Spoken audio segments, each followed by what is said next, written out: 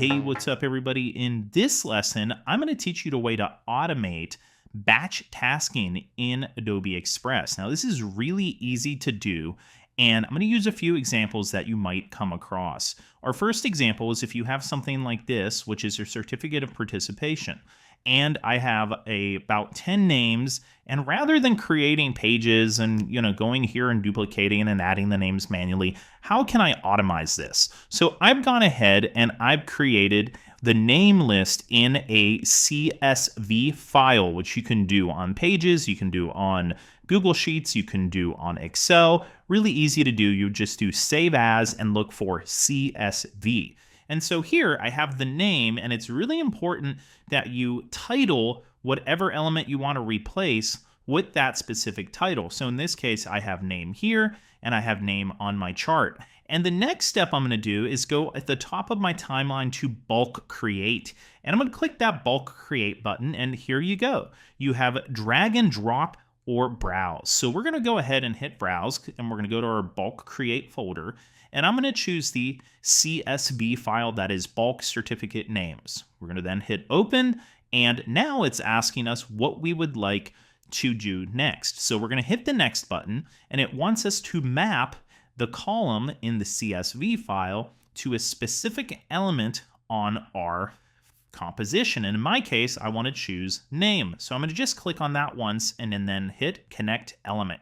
So now the name matches the element, and once I have that, I can click down and make sure my appropriate column is selected. So if you have one, which we'll do in a second with multiple columns, you're going to see all of those listed. But I'm going to go ahead and hit name and then hit next.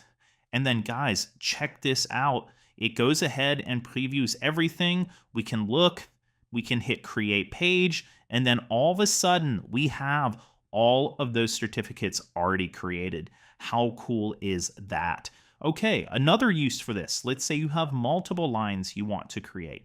So in that case, you would just go ahead and let's say you have a student name and an award. So here we have some made up names for some game design awards. We're going to go ahead and link those up. So once again, we're going to go to bulk create. We're going to go to browse, and this time I'm going to choose the game design awards CSV, hit the next button, go ahead and start setting up my elements. So here I want to select the title of the award. So I'm going to go ahead and just make sure I select the word award. And we're going to do a drop down, and we're going to change that to the award name.